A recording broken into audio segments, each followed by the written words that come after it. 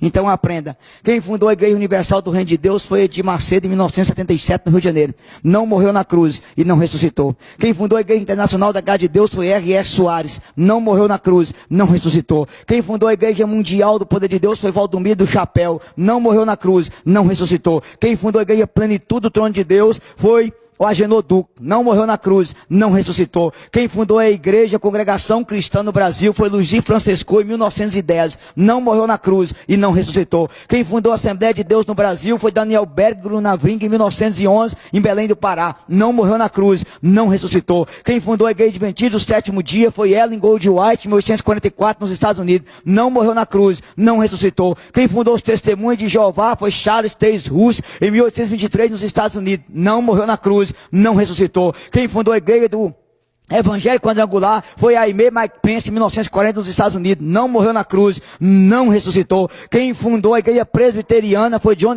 Knox em 1600 na Escócia, não morreu na cruz, não ressuscitou. Quem fundou os Batistas foi Giuseppe Smith em 1623 na Inglaterra, não morreu na cruz, não ressuscitou. Quem fundou a Igreja Anglicana foi o rei Henrique VIII, também na Inglaterra, não morreu na cruz, não ressuscitou. Quem fundou os Calvinistas foi João Calvino em 1545 em Genebra, na Suíça, não morreu na cruz, não ressuscitou. Quem fundou a Igreja Deus e Amor foi Davi Miranda em 1962 em São Paulo, não morreu na cruz, não ressuscitou. Quem fundou a Igreja Luterana foi Martim Lutero em 1517 em Elsbach, na Alemanha, não morreu na cruz e não ressuscitou. Portanto, irmão protestante, eu como católico posso adorar o fundador da minha igreja, porque ele morreu na cruz e ele ressuscitou, e somente quem morre na cruz ressuscita tem autoridade para fundar uma igreja. Interessante que agora ele começa a listar as igrejas evangélicas e seus fundadores, inicia com as igrejas históricas até chegar às contemporâneas,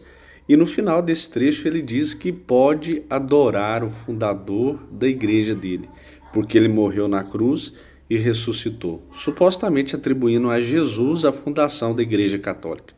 Porém, ele cometeu um erro grave. Primeiro, porque Jesus não fundou igreja. Segundo, a Igreja Católica foi fundada pelo imperador romano Constantino no século III, com o Edito de Milão em 313 d.C. Vamos ver mais à frente. Portanto, irmão protestante, eu como católico posso adorar o fundador da minha igreja, porque ele morreu na cruz e ele ressuscitou, e somente quem morre na cruz ressuscita tem autoridade para fundar uma igreja. Quando eu disse a Pedro, tu és Pedro, e sobre esta pedra edificarei a minha igreja, e as portas do inferno nunca prevalecerão contra essa igreja. Aqui ele utiliza o texto de Jesus atribuindo a Pedro a fundação da igreja. Ele se contradiz duas vezes. Primeiro ele diz que Jesus fundou a igreja e depois ele afirma que Jesus ordenou Pedro a fundar a Igreja Católica. Aqui eu preciso ir para os originais e realizar uma interpretação correta do texto que ele citou. A palavra Pedro é Petros, significa fragmento de pedra, removível, pedregulho, enquanto pedra, que é Petra, é rocha, fundamento fixo, estável. Veja bem, Petros é um nome próprio do gênero masculino que significa um pedaço de rocha, enquanto Petra é um substantivo comum do gênero feminino que expressa a rocha sobre a qual Jesus edificaria sua igreja.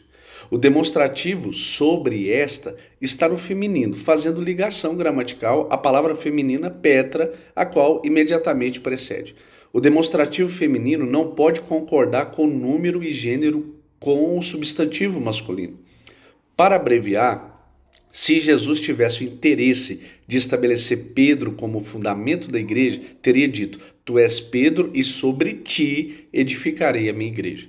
Apesar da boa vontade desse cidadão, ele erra em não conhecer a história e muito menos a palavra de Deus. Amém? Deus abençoe, até a próxima.